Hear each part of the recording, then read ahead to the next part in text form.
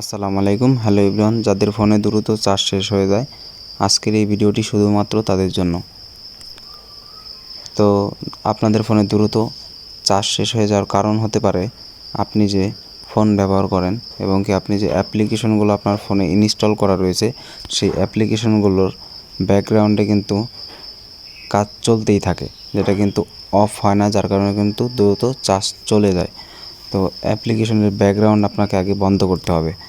তো এটা বন্ধ করার জন্য আপনাদের একটি অ্যাপস প্রয়োজন হবে। এই জন্য আপনারা প্লে স্টোরে গিয়ে সার্চ করবেন নেট গার্ড। তো এখানে দেখতে পাচ্ছেন আমার আগে থেকে সার্চ করা রয়েছে নেট গার্ড। এই অ্যাপ্লিকেশনটা আপনারা আপনাদের ফোনে ইনস্টল করবেন। তো আমার আগে থেকে ইনস্টল করা রয়েছে, আপনাদের দেখানোর ক্ষেত্রে আমি ওপেন করে দিচ্ছি।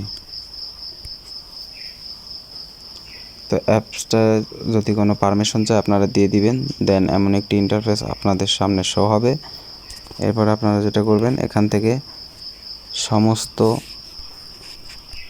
অ্যাপ্লিকেশনগুলোর ব্যাকগ্রাউন্ডগুলো অফ করে দিবেন। আমি যেভাবে অফ করেছি এভাবে আপনারা অফ করে দিবেন, সবগুলোকে একদম অফ করে দিবেন। শুধু ওয়াইফাইটা রাখবেন এবং কি এইগুলোর ব্যাকগ্রাউন্ড সব নেটের যে ব্যাকগ্রাউন্ডগুলো রয়েছে সবগুলো আপনারা বন্ধ করে দিবেন। এগুলো আপনাদের অন থাকবে, আপনাদের স্ক্রিনে এমন অন করা থাকবে, আপনারা এগুলো সব অফ করে দিবেন। এক এক করে সমস্ত অ্যাপগুলো অন করে অফ করে দিবেন। দেন এখানে কিন্তু আপনাদের এটা যদি করেন এই ক্ষেত্রে আপনাদের চার্জ কিন্তু অনেকটাই সুরক্ষিত থাকবে। এটার ক্ষেত্রে কিন্তু ব্যাকগ্রাউন্ডে কোনো এমবি কিংবা চার্জ কিন্তু কাটবে না অযথাই। এরপরে যদি আপনাদের ফোনের চার্জ শেষ হয়ে যাওয়ার আরেকটি অন্যতম কারণ হচ্ছে আপনাদের ফোনের জিপিএস চালু রাখা, যে লোকেশনটি রয়েছে এটি চালু থাকে কিনা সেটা একটু খেয়াল রাখবেন।